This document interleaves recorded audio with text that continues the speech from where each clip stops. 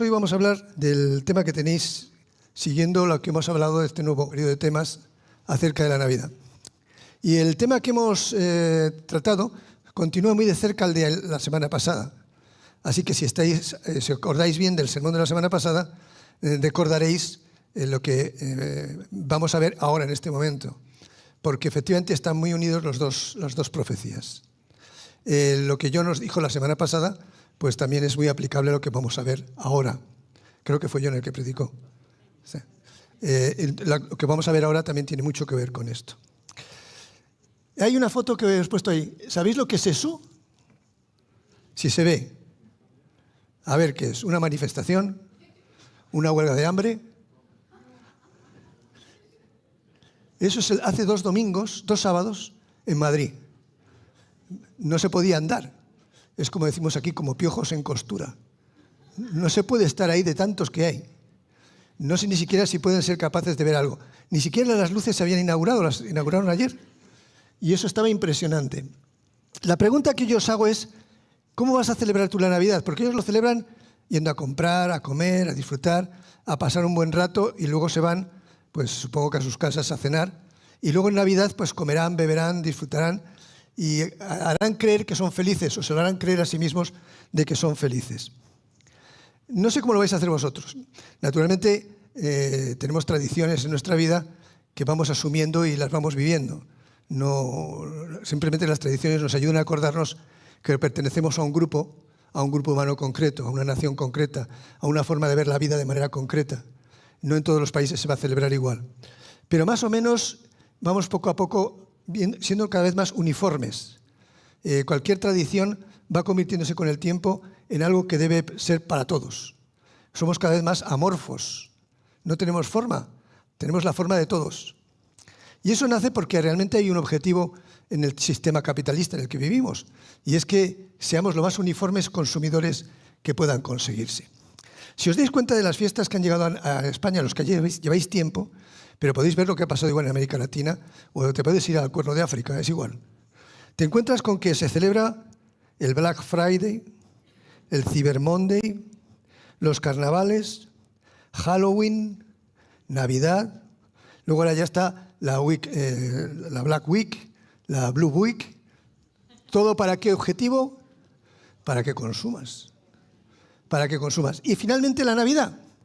La Navidad también se ha convertido en un gran formato de economía, de gasto económico, que a veces incluso hace que las familias se endeuden de tal forma que tienen que subir después en enero, ¿sabéis lo que es la cuesta de enero?, a pagar las deudas de la Navidad y las nuevas que vienen en enero, porque los niños crecen, porque los sueldos siguen más o menos igual y porque efectivamente pues hay muchos gastos que inician el año. ¿Por qué hacemos todo esto? Porque lo hace todo el mundo. Sin embargo, hay que empezar a pensar de otra manera. Mirad, hay una cosa que ocurre cuando mucha gente se involucra en muchas cosas, y es lo que se llama la masa. La masa, no el personaje de Marvel, que se pone verde y tal, sino la masa de cuando todo un grupo está dirigido por una misma ideología, hace lo que esa ideología decide que se haga. En este caso, el sistema es el sistema capitalista. Y el sistema capitalista se basa en que hay que consumir. Si los que estáis aquí, yo, dejáramos de consumir, el sistema no funcionaría. Es así de simple. Entonces es necesario que el sistema capitalista funcione, incluso a pesar de que eso genere pobreza y muchas veces marginación. Efectivamente, vivimos en ese proceso de moldeado social y ya se hace desde los colegios. Y no creéis que esto lo dice un fanático predicador cristiano. Uno de los más influyentes en la universidad, Marvin Harris, un antropólogo muy reconocido, escribe en uno de sus libros, que es en la Antropología General, en el cual él dice claramente que la mayor manera de manipular y crear masa es la educación y la escuela. Naturalmente, no quiero asustar a ningún padre, ni tampoco a los chavales que van al colegio, pero que efectivamente en esos colegios se meten las ideologías de forma que poco a poco, si no hay individualidad y capacidad crítica, terminan creyendo lo mismo que creen el resto de los que son parte de la sociedad. Curiosamente, el tema de la masa ha sido muy estudiado.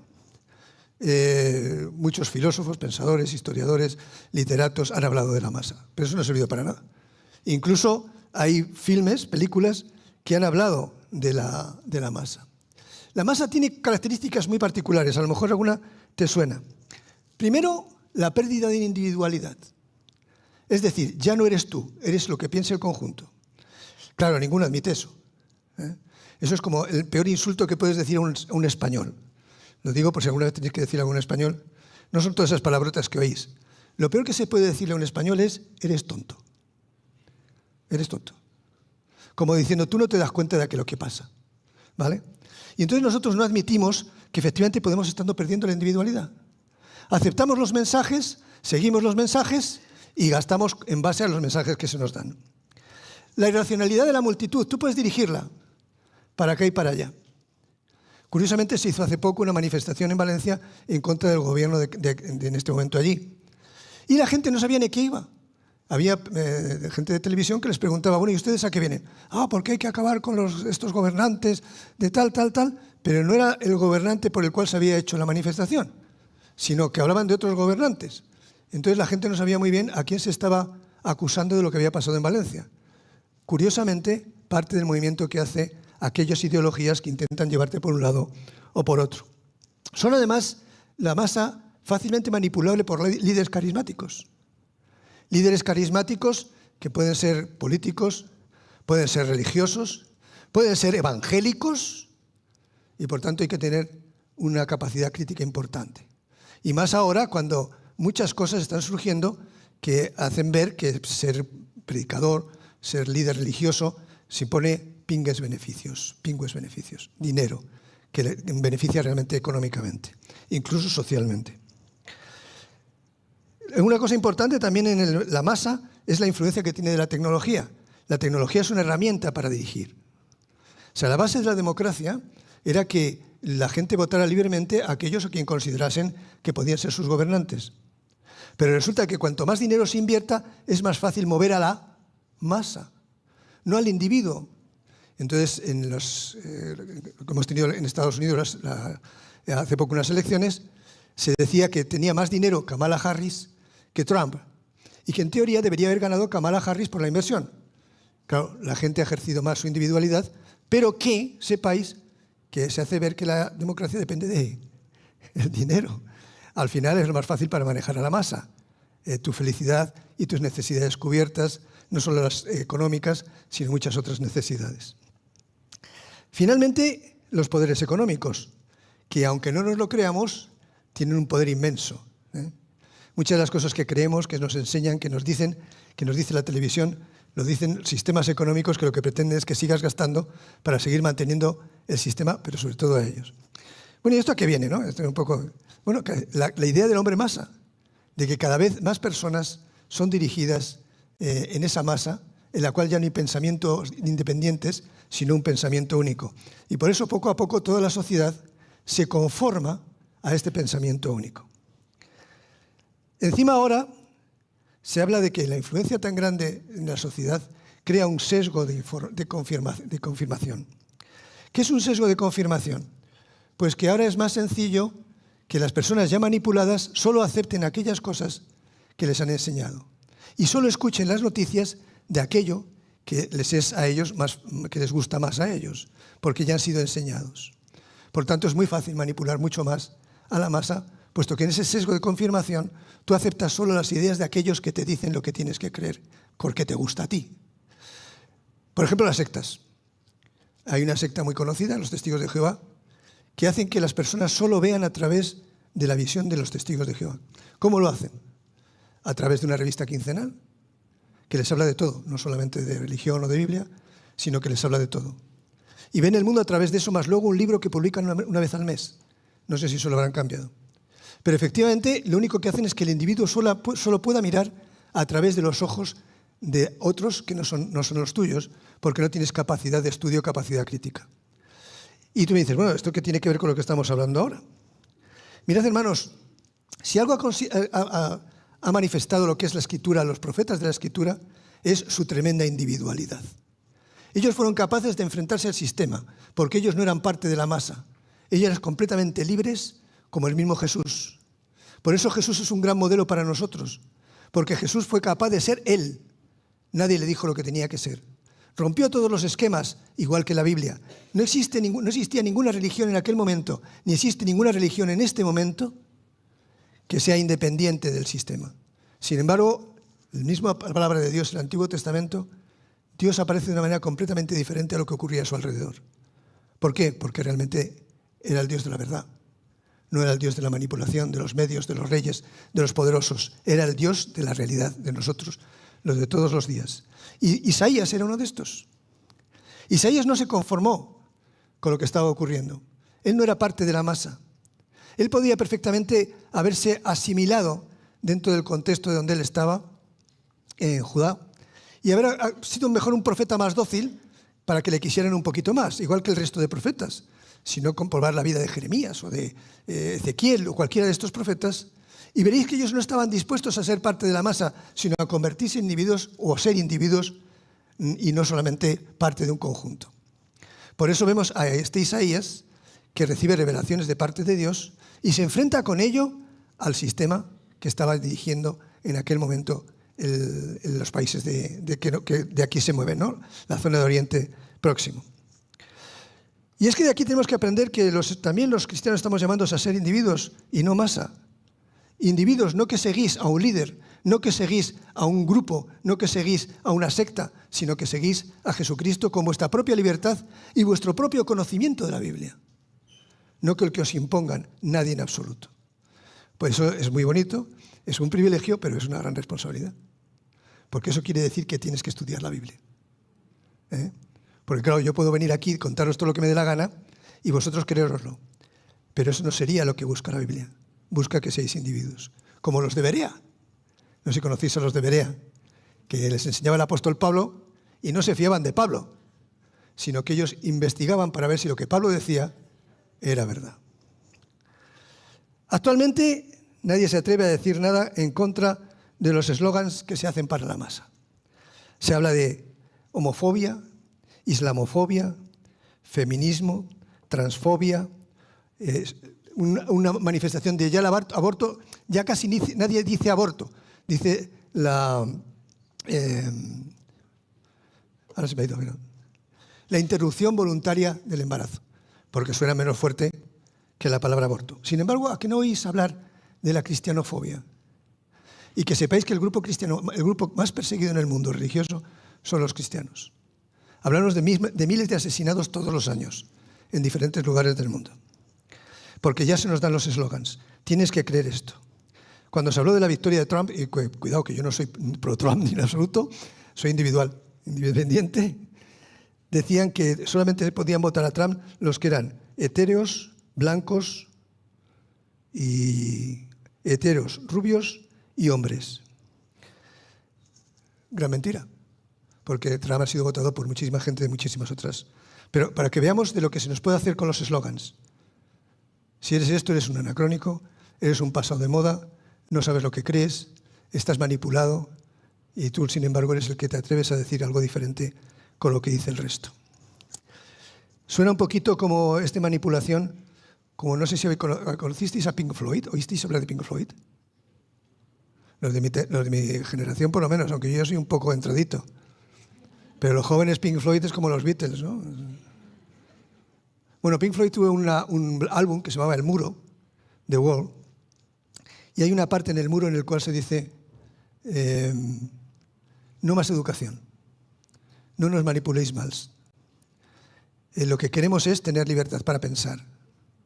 No queremos más profesores, porque no queremos ser un ladrillo más en el muro. ¿Tú qué quieres ser en esta mañana?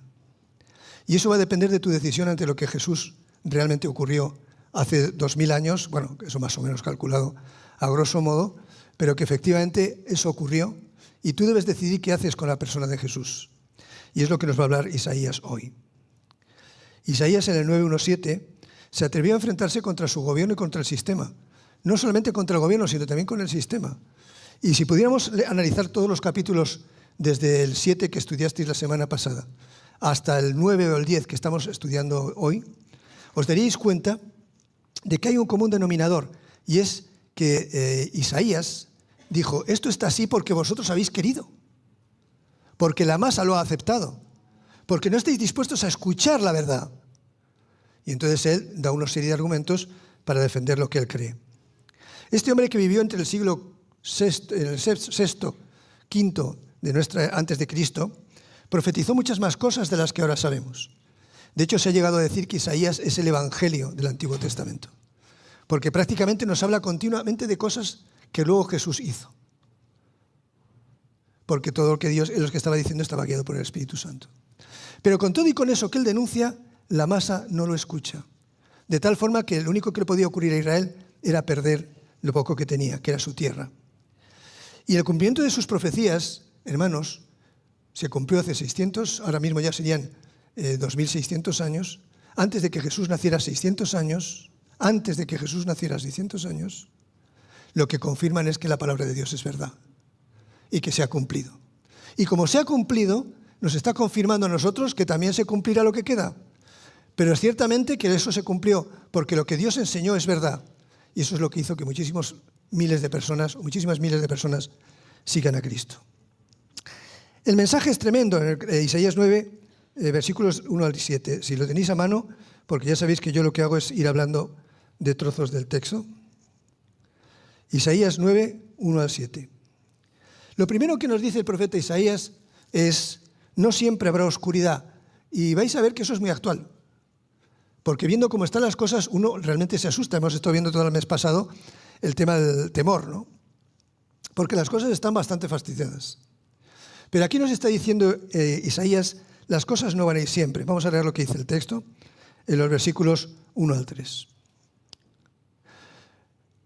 Mas no habrá siempre oscuridad para la que está ahora en angustia, tal como la aflicción que le vino en el tiempo que livianamente tocaron la primera vez en la tierra de Zabulón y a la tierra de Neftalí.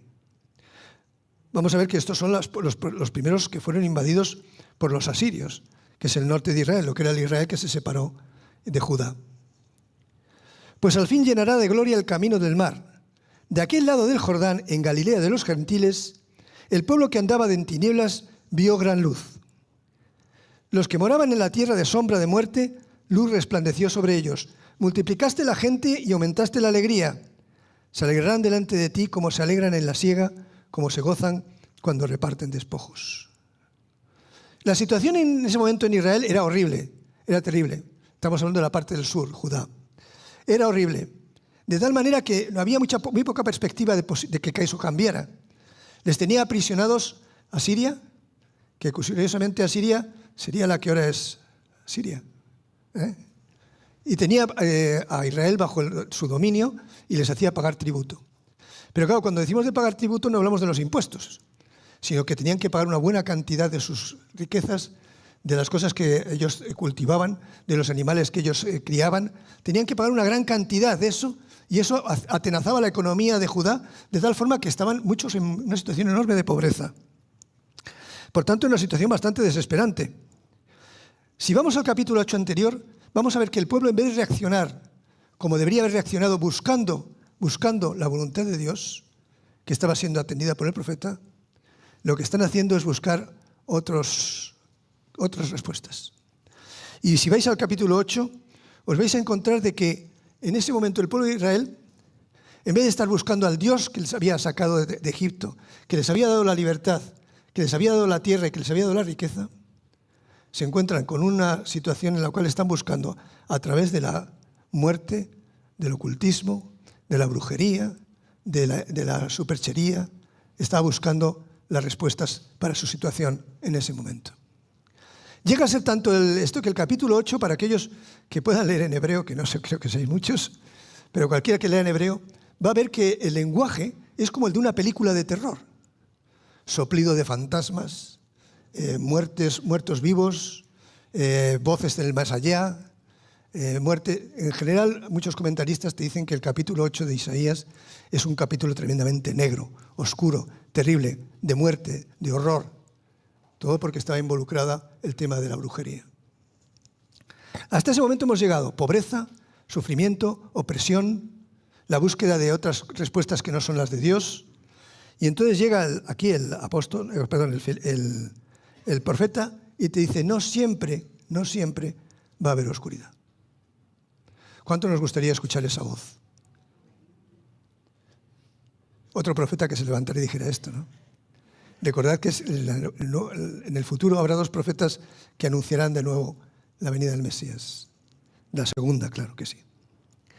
Menos mal que a pesar de que Judá iba a ser llevado por Babilonia, la filosofía de Babilonia era diferente, porque el pueblo de Israel, el del norte, yo no sé si sabéis que se separaron 2 pueblos, si habéis estudiado la Academia Bíblica o algo, sabéis que el momento del pueblo de Israel se subdivide en 2, pueblo del sur, pueblo del norte. El del norte fue llevado anteriormente por Asiria, y fue muy cruelmente tratado.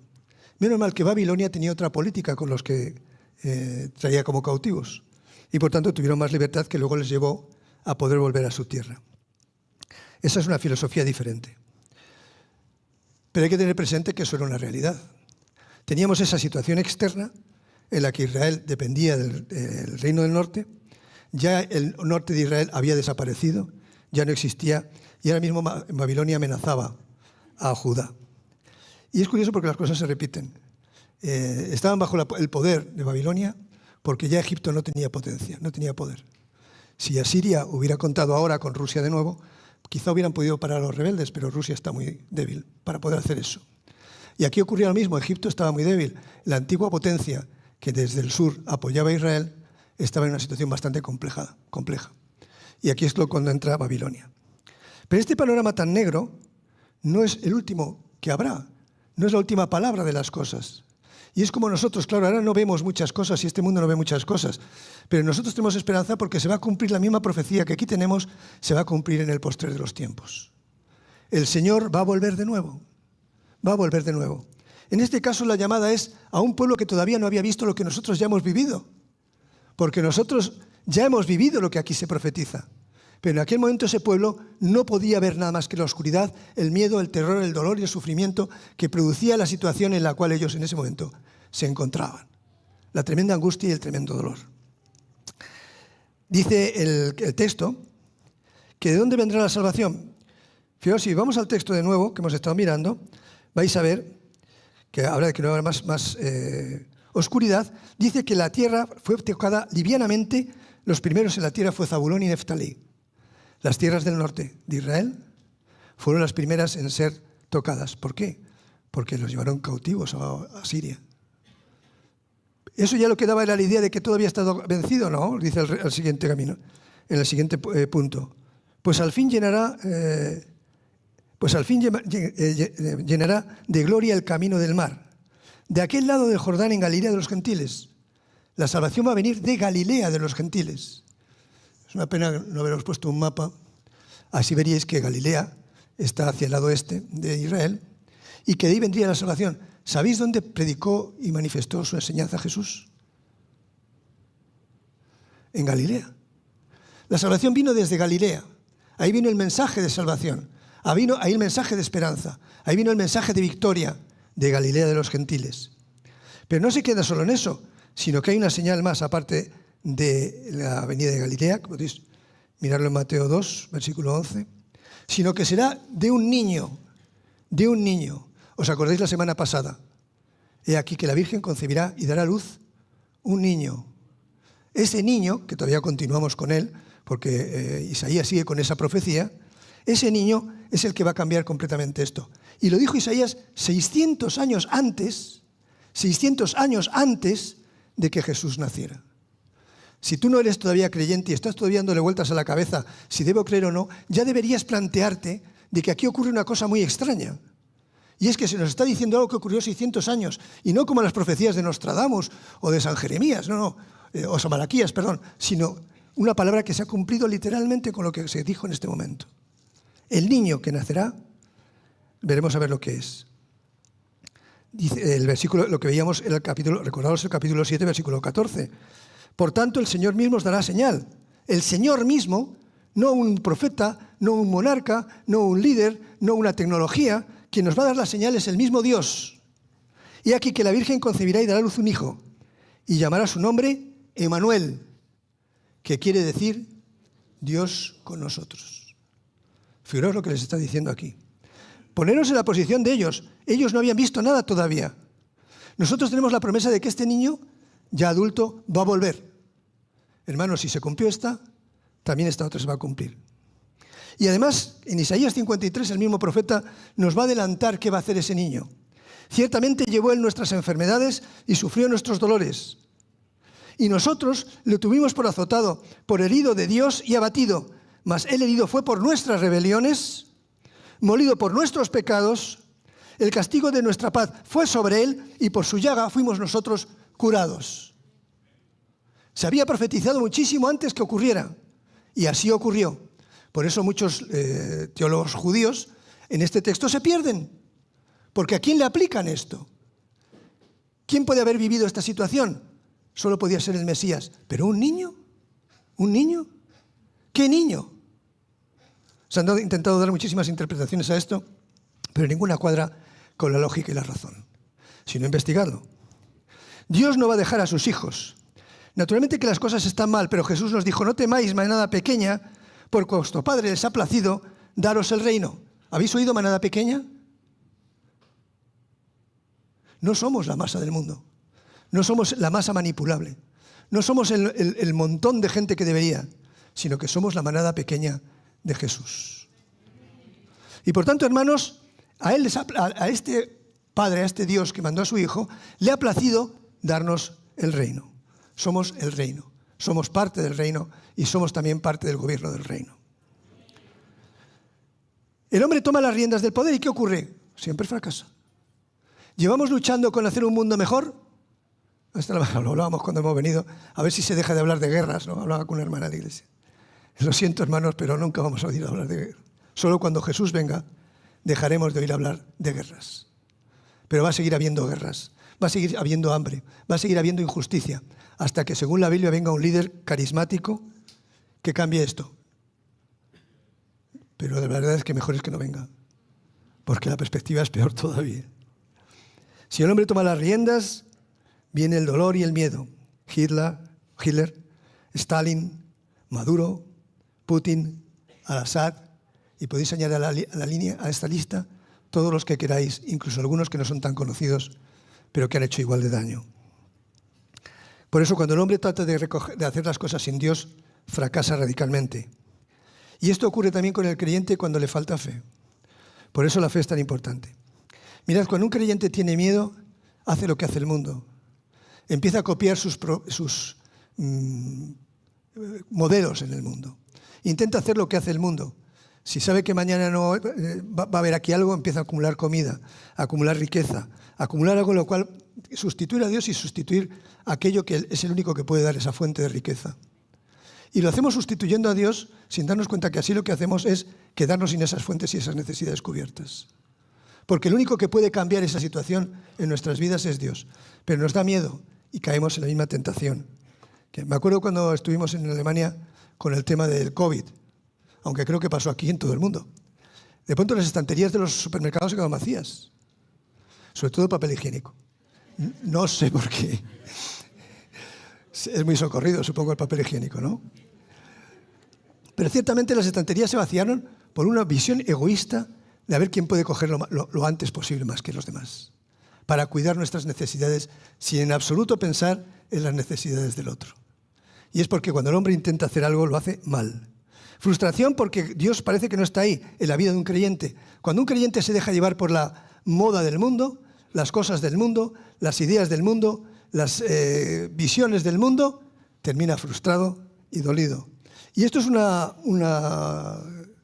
círculo, ¿no? Una visión circular de la vida. Falta de fe. Nos alejamos de Dios, porque claro, hemos sustituido a Dios por nuestras fuerzas u otros poderes. ¿Qué pasa cuando nos alejamos de Dios? Pues que nos sentimos sin Dios. Y al sentirnos sin Dios, ¿qué hacemos? Pues que tenemos menos fe. Y así en adelante hasta el hundimiento total. Y el creyente entra en una espiral que si no es capaz de mirar al cielo, mirar en esperanza y mirar la profecía de que ese niño iba a nacer, terminará perdiendo su visión, sufriendo las consecuencias. Por tanto, necesitamos tomar una decisión, y a lo mejor la tienes que tomar en este momento, una decisión de total confianza en Él. ¿Cuál es tu situación ahora? ¿Trabajo? ¿Hambre? Creo que pocos. ¿Que no tenemos una casa? ¿Que no sé a dónde acudir para mis necesidades? No te molestes en mirar enfrente, mira hacia arriba. Mira hacia arriba y vas a encontrar respuestas. Fijaos que cuando María recibe, y lo estudiaremos más adelante, cuando María recibe al ángel, tiene que recibir del ángel que para Dios no hay nada imposible. No sé cuál será tu situación, pero no caigas en la tentación de buscar las respuestas fuera de Dios, como hicieron los israelitas buscando en la oscuridad, en el ocultismo, que sí, suena horrible, porque claro, muchas veces lo hablaba con mi mujer, a veces hablan las personas de las manifestaciones demoníacas, y entonces dicen, un señor con cuernos, fuego, ojos brillantes, muy peludo y tal, hasta con cola y tal. Eso asusta, ¿verdad? Yo veo un ser así y salgo corriendo. Bueno, algunos son más valientes. Pero cuando el diablo no usa eso, sino que son herramientas mucho más agradables, mucho más atractivas, otra persona con otro sexo diferente al tuyo, el dinero, lo que puedes alcanzar con él, la facilidad de conseguirlo a través de la venta de las drogas o consumo de drogas, entonces las cosas cambian y nos vamos al ocultismo. Y eso es lo que ocurrió a Israel. ¿Y qué le pasó a Israel? Que esa negrura se fue metiendo en mayor negrura, mayor hundimiento, hasta que al final perdieron la tierra y fueron llevados cautivos a Babilonia. Por eso Hebreos 11:6 nos dice, pero sin fe es imposible agradar a Dios, porque es necesario que el que se acerca a Dios crea que le hay. Pero no solamente que crea que le hay, sino que además es galardonador de los que le buscan. Uno piensa que lo de galardonador se refiere a darnos premios, que no merecemos en absoluto. Pero lo que realmente dice es que Dios va a tener en cuenta lo que tú tienes y necesitas y te lo va a dar. Quizá no sea lo que te gustaría que te dieran, ¿no? Que me toque la bonoloto, ¿no? Bueno, pues que sepáis que ahí Dios nos va a ayudar, ¿eh? Porque Dios lo que quiere es que confíes en Él, no en un trocito de papel para que te toque, ¿no? Una rifa. El Evangelio, por tanto, es esperanza, es lo que dice Isaías. Va a surgir una nueva luz. Hay luz si uno está dispuesto a escuchar, porque una de las cosas más terribles que hay en la humanidad es que no quieren escuchar esa luz, esa voz de Dios. Y por tanto, al no querer escucharla, no la escuchan. No hay peor sordo que el que no quiere oír. Y efectivamente no lo escuchan. En Hebreos 3, 14, 15 nos dice, porque somos hechos participantes de Cristo, con tal de que retengamos firme hasta el fin nuestra confianza del principio. Entre tanto que se dice, si oyereis hoy su voz, no endurezcáis vuestros corazones como en la provocación, Deuteronomio 17. Podemos llegar a endurecer nuestros corazones a través de ese círculo que os decía antes, de desesperación y de no mirar al lugar adecuado. Y así llevarnos a incluso desviarnos de la verdadera razón de nuestra vida, de nuestra verdadera vocación, como diría el apóstol Pablo. Hoy más que nunca debemos escuchar la voz de Dios. Y lo veis que los profetas efectivamente así se decía. No va a haber siempre oscuridad, promesa. Va a haber luz. Va a haber una luz que va a iluminar desde Galilea, de los gentiles, y va a ser a través de un niño. Es ese niño que en estas semanas se va a celebrar. Que lo tendréis algunos en las figuritas del Belén o algunos solamente en vuestro pensamiento. Pero que es un niño, no es un gran líder religioso, no es un manipulador tecnológico, sino que es un niño. ¿Qué os puede hacer un niño? ¿Os puede manipular? Bueno, también. ¿Os puede dirigir? Pero son más fáciles de controlar. Supongo, yo no soy padre, ¿eh? Pero los que sabéis que los niños son más manipulables. Pero ellos no son tan fáciles para ti de manipular. No son fáciles ellos que te puedan manipular a ti. Y eso es lo que nos va a explicar Isaías en la segunda parte de la profecía.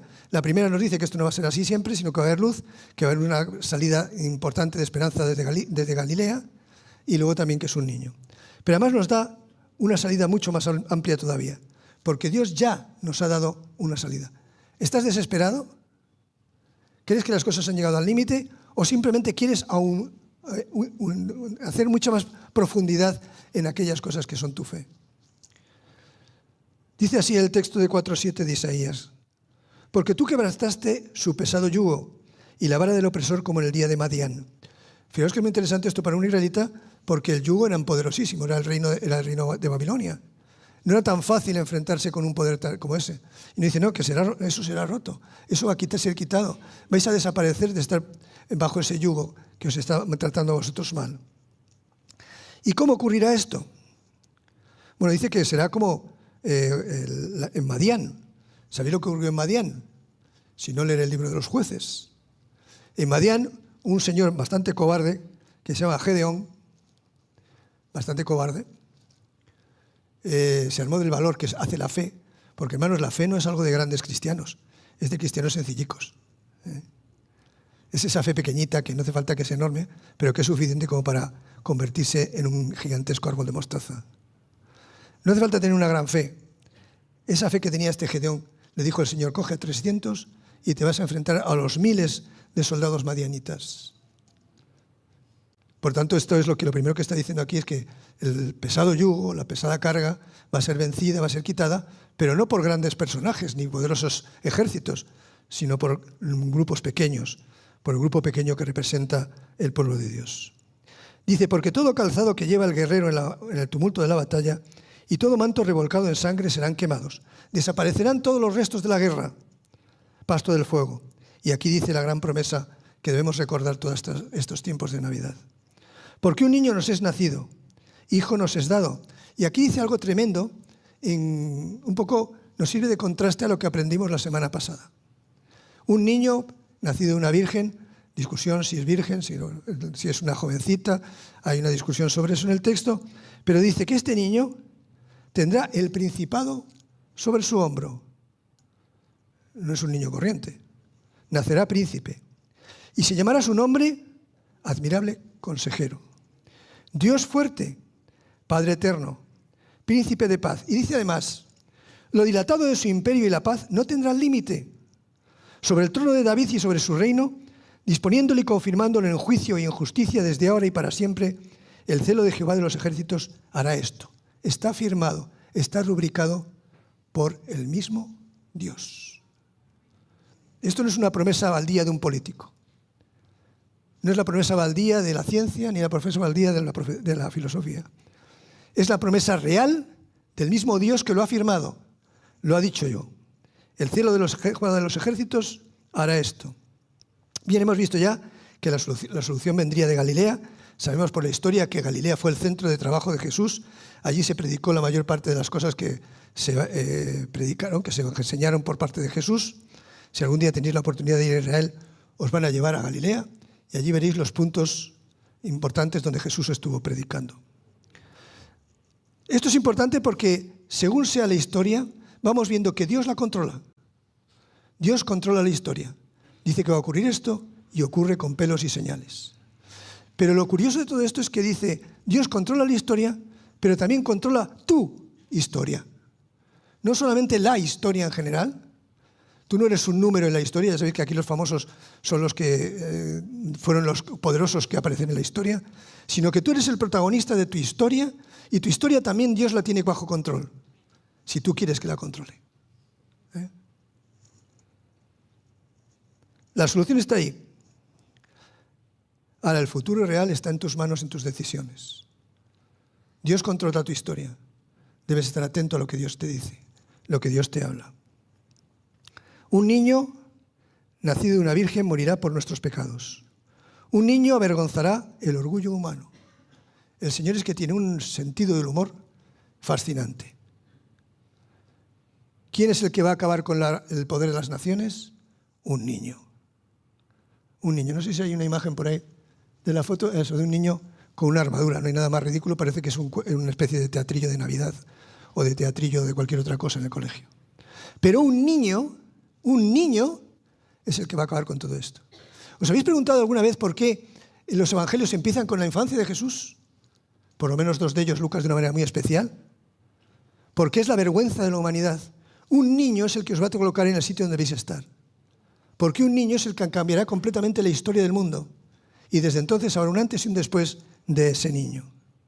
Será un admirable consejero. Cuando Manoa recibió la visión de ese ángel de Jehová para hablarle de que iba a ser el padre de Sansón, lo que le pide Manoa es que le diga su nombre. Y entonces el ángel le dice: ¿cómo quieres que te diga mi nombre? Si soy admirable, si mi nombre es admirable. Es la misma palabra que aquí. Jesús recibe el título de admirable porque es algo que nos dejará con la boca abierta, algo que se escapará de nuestra capacidad de comprensión. nos va a dar una capacidad de cosas para entender, una cantidad de consejos para nuestras propias vidas que realmente nos dejarán asombrados. Eso es lo que va a traer Jesús.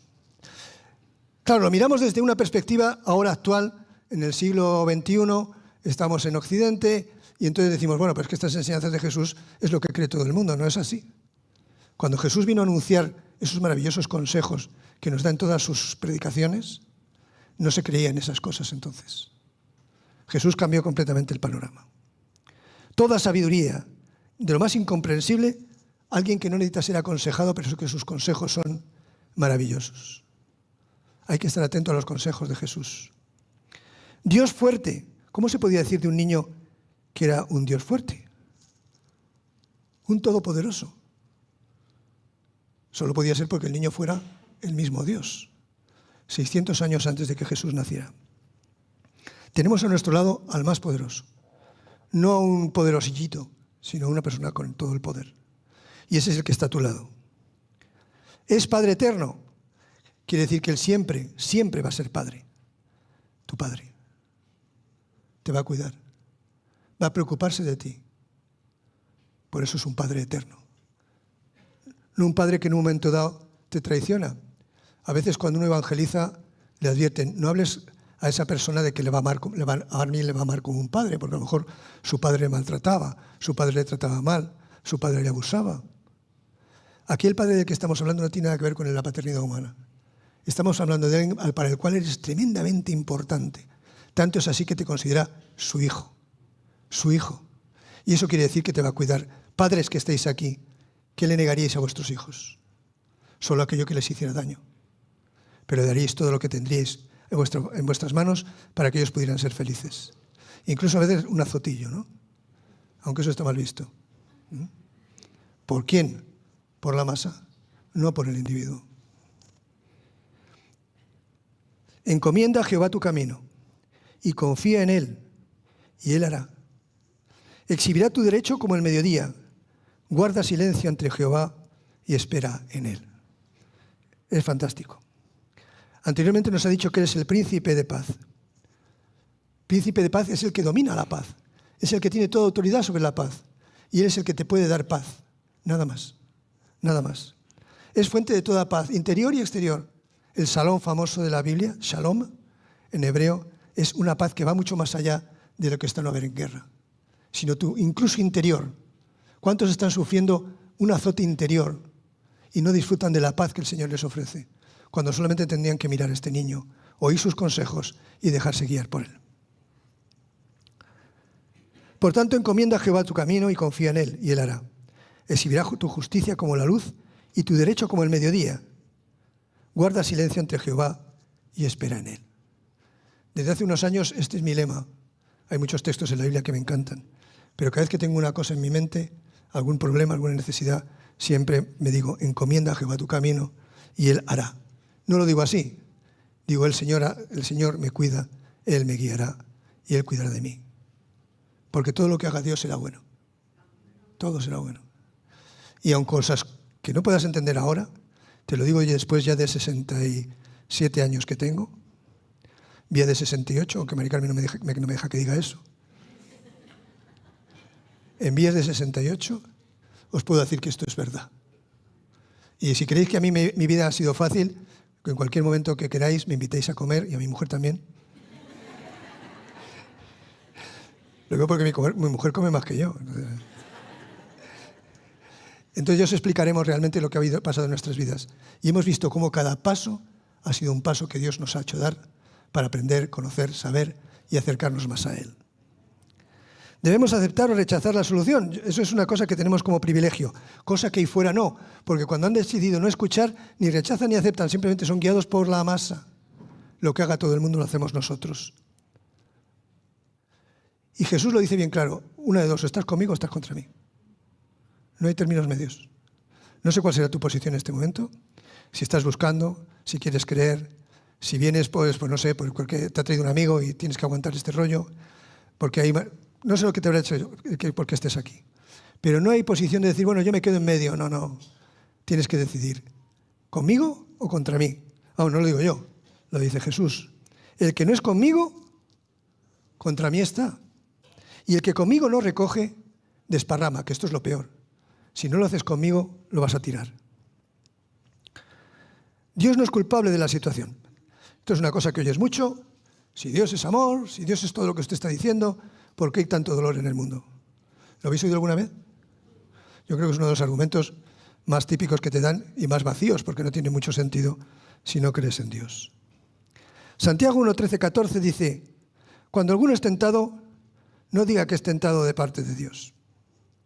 Porque Dios no puede ser tentado por el mal, ni Él tienta a nadie, sino que cada uno es tentado cuando de su propia concupiscencia es atraído y seducido. Si os digo que me digáis una definición de concupiscencia, seguro que alguno no va a ser ni a decirlo. ¿Concupis qué? Concupiscencia. A mí me costaba mucho cuando me convertí. Es que te pedían tus concupiscencias. ¿Y qué es eso? ¿Qué tengo yo de concupiscencias? La concupiscencia es solamente nuestros deseos, nuestros anhelos más escondidos que realmente son guiados por nuestra carne, por nuestra vieja naturaleza, por nuestros egoísmos. Según el primer capítulo de Romanos, y esto es una aclaración, los hombres lo que han conseguido con cambiar las reglas y sacar a Dios de sus vidas es lo que estamos viendo ahora. La guerra es un invento humano, no es un invento de Dios. Fue una herramienta de Dios en un momento dado, pero la guerra no la creó Dios.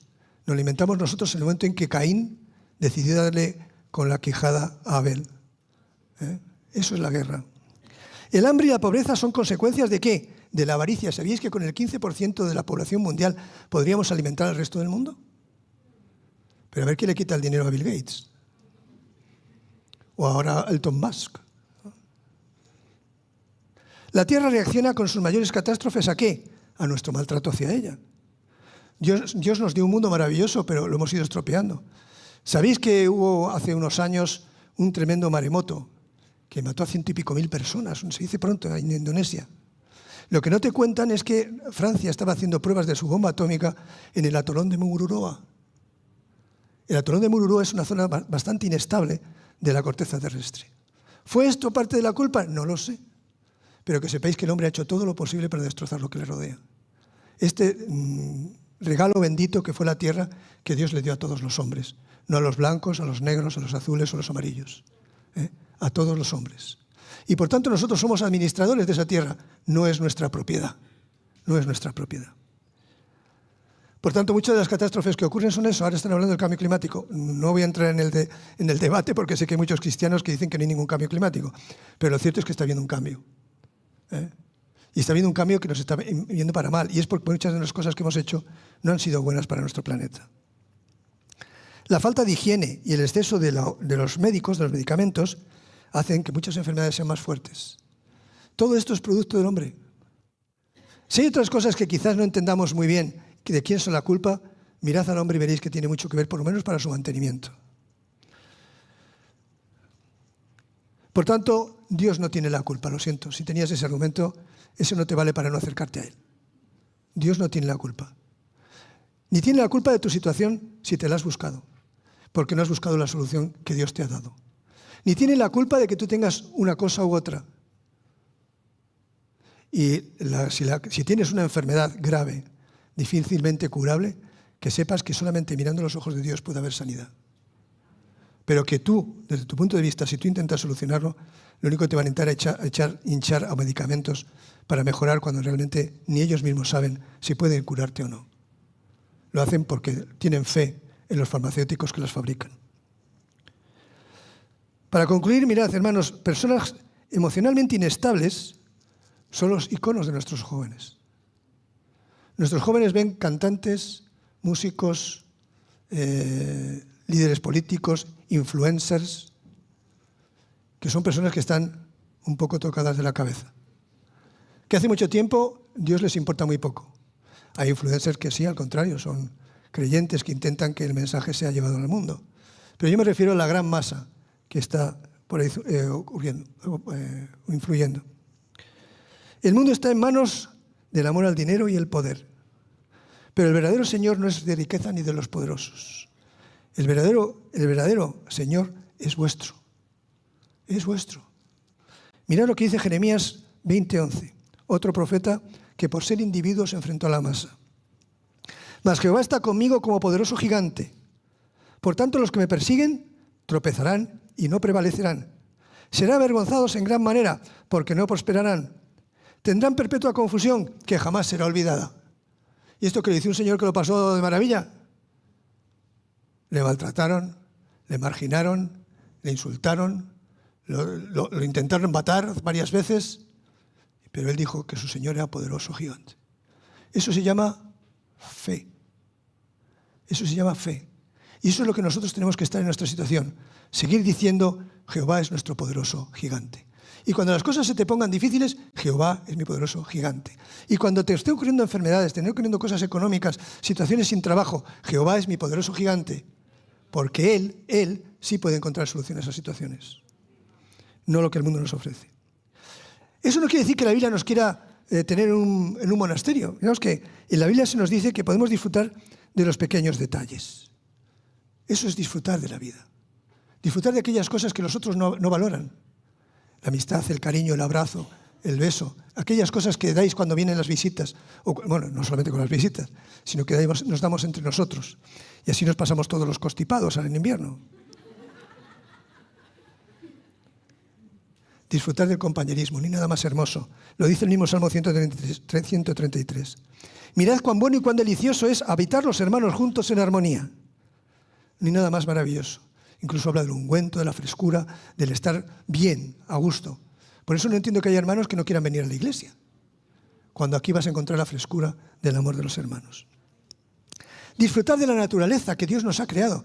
Este mundo lo creó Dios para que nosotros lo pudiésemos disfrutar. Por eso es hermoso salir al campo, ver una puesta de sol, ver el poder de una tormenta, ver los animales, como nos muestran muchas veces lecciones tan tremendas que aprendemos de ellos, ¿no? ¿Qué dice Eclesiastés? También nos dice que podemos disfrutar de una sana diversión. Podemos disfrutar de una sana diversión. Los cristianos no hemos sido llamados a pasarlo mal, ni a pegarnos latigazos, ni a decir, jo, qué mala es la vida. Al contrario, dice en Eclesiastés un texto que algunos se escandalizarán, pero lo dice Eclesiastés. Y no es que diga que Eclesiastés era una persona muy de optimismo, ¿no? Y de alegría, pero ciertamente es palabra de Dios. No hay cosa mejor para el hombre sino que coma y beba. Algunos ya os estáis arrancando las vestiduras. Y que su alma se alegre en su trabajo. Será en el tuyo, Luis. Y como yo estoy jubilado, ya me alegro completamente. Coma y beba y se alegre de su trabajo. También he visto que esto es de la mano de Dios. No es malo comer ni beber. Jesús le llamaban comilón y bebedor. Yo estoy seguro que no iba borracho a las reuniones, pero sí que disfrutaba con sus amigos, compartía con sus amigos. Las comidas son importantísimas en el Nuevo Testamento. Era en un lugar donde se podía entablar amistad, donde se podían dar lecciones y donde se podía mostrar el cariño. Si no, leer las veces que Jesús es invitado a comer, que son muchas. Es bueno que disfrutemos. Es bueno que en esta Navidad os juntéis y comáis y bebáis sin pasaros, lógicamente. Y más, si tienes problemas con la bebida o con la comida porque tienes diabetes o tienes un problema de alcoholismo, no lo hagas, lógicamente. Pero si no tienes esos problemas, disfruta de la compañía, de estar al lado de quien amas, de estar al lado de quien quieres, de participar de esos bienes que el mismo Dios te da para que los puedas disfrutar, esas viandas y esos alimentos. Podemos bailar, otros rasgándose las vestiduras, pero no dejarse llevar por la lujuria. Claro que se puede bailar, pero no detrás, con otros pensamientos detrás, sino disfrutando de estar juntos. ¿Sabéis que los judíos eran muy bailadores, no? Ahora, no bailaban prácticamente juntos casi nunca, hombres y mujeres solos, sino eran grupos en plan comunitario. Me acuerdo un día en la iglesia en Alemania que saqué toda la iglesia y nos pusimos a danzar en coro, como hacen los judíos, para celebrar su nombre y su grandeza.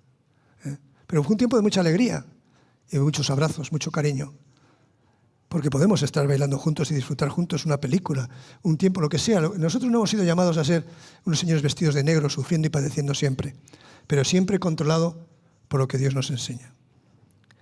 Dice también en la Biblia, apuntad maridos, Y alégrate con la mujer de tu juventud. Naturalmente no estamos hablando de la que tenía 12 años. Habla de la esposa. Alégrate con tu esposa. Disfruta con ella. Pásatelo bien. O sea que también nos está diciendo que disfrutemos con la persona amada. Como cierva amada y graciosa Gacela, sus caricias te satisfagan en todo tiempo. Esto suena hasta erótico, pornográfico. Pero hermanos, aquí está hablando el Señor, que es el que escribió también Cantar de los Cantares. Y está diciendo que disfrutes de la alegría de estar con quien quieres. Que pases un buen tiempo con ella. Que no sea un martirio estar con tu esposo o con tu esposa, sino que como muchos anhelan, cuando tengas 70 años cogiditos de la mano, yendo por la calle porque aún los amáis. El que cree vivirá en la paz que el Señor nos ha dado. Él es un Dios sabio y todopoderoso, nos lo dice Isaías. Y esto es Navidad. Esto es Navidad. Esto es lo que vais a celebrar. No esa búsqueda sin sentido del placer de las cosas, que a veces tantas cosas que incluso las personas las cosificamos, las convertimos en cosas de las que aprovecharnos. No, es para disfrutar. Para que puedas estar junto con quien amas. Tus hijos, tus amigos, tus hermanos de la iglesia. Pasar un buen tiempo juntos. Ayer hablamos en la reunión de hombres de cómo pasábamos las Navidades. Y todos añorábamos el estar junto con los que queremos. Me acuerdo en Alemania que allí todavía es más difícil integrarse. Porque los alemanes son muy cerrados. Y hacíamos en la Navidad una comida en la iglesia juntos. Y sobre todo buscábamos a las personas que acababan de llegar de sus tierras. Para que no se sintiesen solos. Una buena cosa que podéis hacer esta semana. Coge a aquel hermano que acaba de llegar, invítale a cenar. Y que disfrute de la alegría del amor de la iglesia. Deberíamos celebrar la Navidad con humildad y no con despilfarro. No enseñarlos a nuestros niños que lo que hay que hacer es tirar el dinero y comprarles regalos que a las semanas se les ha olvidado ni siquiera cómo son y están jugando con la caja, con el embalaje del juguete. Y les enseñamos a tirar. Hay que enseñarles a entregar, a donar, a participar de las cosas de la iglesia. Ellos pueden venir, ya tienen edad para poder venir y ayudar en algunas de las necesidades de la iglesia. No ser caprichosos receptores de cosas.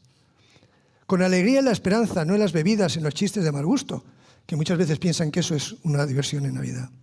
Con la sana alegría que surge de un corazón restaurado, con esperanza y agradecimiento a nuestro Dios por su generosidad. Porque has llegado a la Navidad, has cumplido. El otro día estábamos hablando de las edades, ¿no? Decía, yo tengo 26, yo tengo 31, yo tengo no sé cuántos. Y yo decía, yo ya he llegado. A ver si tú puedes decir lo mismo. Yo ya he llegado.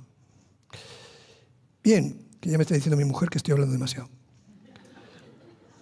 En resumen, siguiendo un poco el paralelo de un filósofo que me gusta mucho, que es español, Ortega y Gasset, que él habla del raciovitalismo, vivir conforme al raciocinio.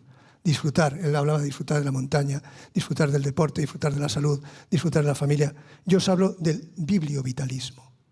Coged la Biblia y convertirla en una realidad en vuestras vidas, disfrutando lo que es la vida desde el punto de vista de la Biblia. Y os aseguro que vais a ver cuántas cosas nos hemos perdido por estar pensando en cosas que la Biblia no dice, pero que sí, que las dice, y con lo cual nuestra vida puede ser muy diferente. Hay que ser bibliovitalistas, vivir la vida de la Biblia. Lo que la Biblia nos dice que es la vida, eso es lo que tenemos que vivir, no lo que el mundo nos dice. Tenemos que empezar a ser gente sin esclavizar, gente independiente, gente capaz de tener sus propios criterios, personas que sean críticas y no masa. Porque así os vais a dar cuenta de tantas cosas que nos perdemos porque nos dirigen, nos van diciendo lo que tenemos que querer y lo que nos tendría que gustar.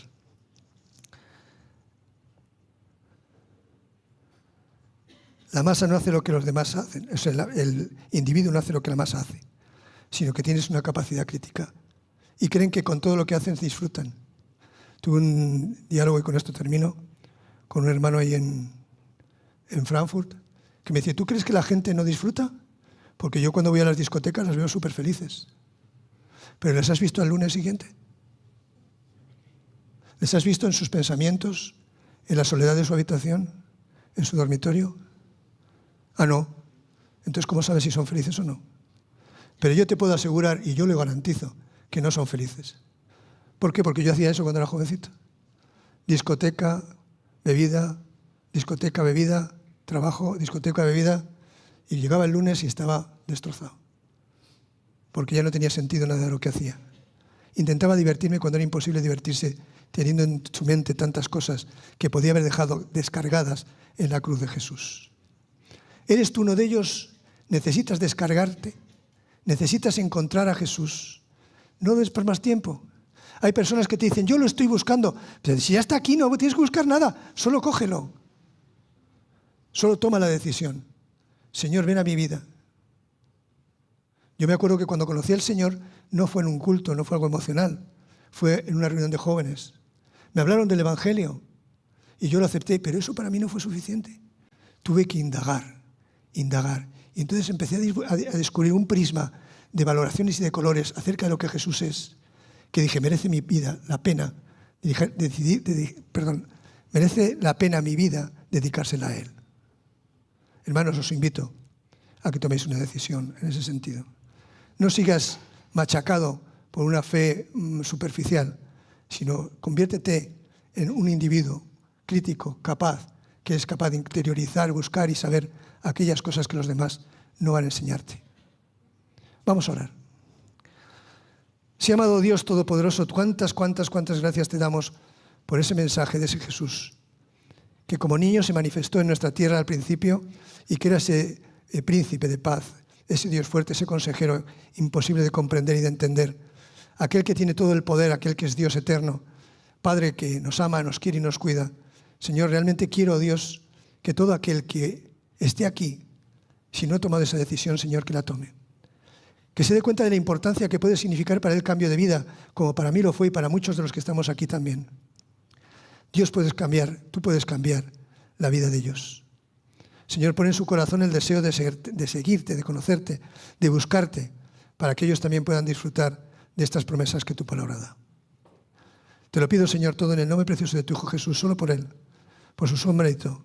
Amén.